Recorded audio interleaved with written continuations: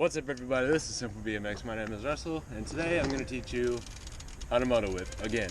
I feel like my last tutorial wasn't the greatest. It was one of the point of views. I had the camera stuck right there and you probably couldn't, I probably A, didn't explain it very well, and B, you probably couldn't see it very well. So I'm going to show you here and I'm going to show you some examples. So what a moto whip is kind of like a motocross style thing. So it's when, well, essentially the entire bike. So you take a jump forward and you whip the bike sideways.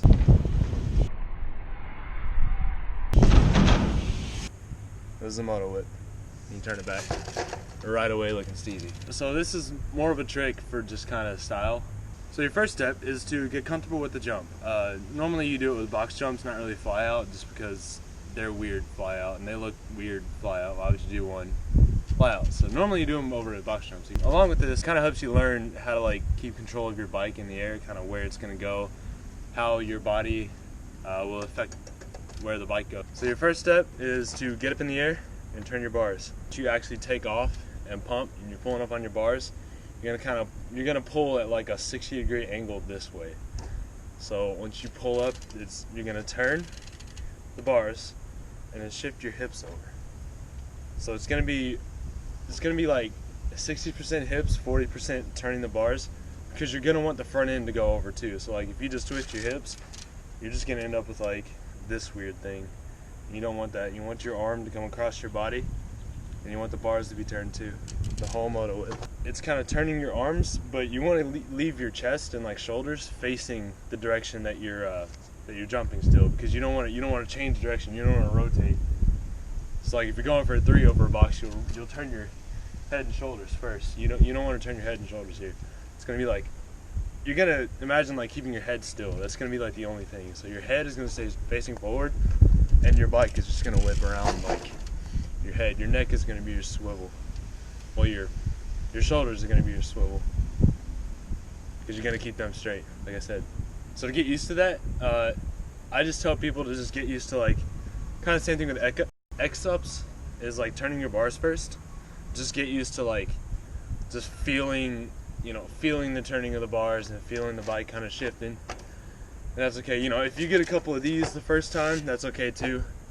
But just know that you have to work up to getting the full motion down. It's not broken apart into steps. It's one whole motion after you get the prerequisites down. So you want to get used to turning the bars, and once you turn your hips, your feet are going to be off a little bit. So it's okay if you're nose heavy a little bit, because that kind of helps you land better, because you're already leveled out for the bank that you're going to land on. So if you're nose heavy, that's okay. They do look kind of funny if you're up here like this, and you want to make it a sideways motion too. You don't really want to pull up or push down.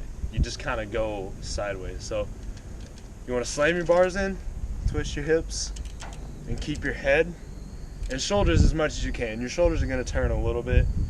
I mean, they're not going to be perfectly straight. That'd look weird. Point is, you want to kind of keep your direction, keep your momentum going forward. So you want to slam your bars in, turn your hips, and spot your landing. And once you do that, turn your bars back, because that will bring your front end back. And then, honestly, you should just bring your hips back. There's nothing really special to getting out of it. It's just once you're sideways, you just kind of turn your bars and straighten out. One fluid motion. And if you can, extend your arms and push your legs kind of backwards. It'll help you get the extended look, and that's really clean looking. So all in all, slam your bars in, twist your hips, spot your landing, bring it back in. It's not too bad.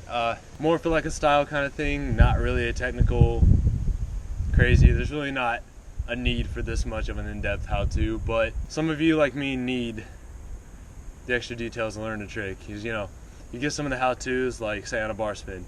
Well, pinch your seat, spin your bars. Really. This is just more of an in-depth look, rather than turn your bars, turn your hips, done. Or turn your bike sideways, that's it. So there you go. Let me know if you liked the video. Let me know if you disliked it. Tell me what I could have done better. All that happy stuff. See you guys later.